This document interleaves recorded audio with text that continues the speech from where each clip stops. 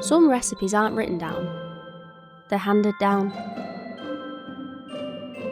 A pinch of this, a handful of that, the way Gran folds the pastry, how Dad always overcooks the potatoes, but we wouldn't have them any other way.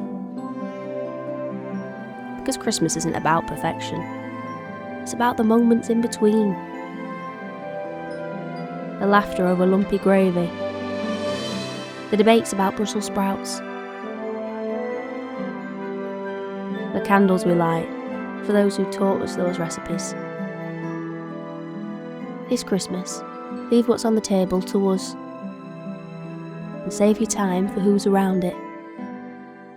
Harpwell Sons, your recipe for Christmas.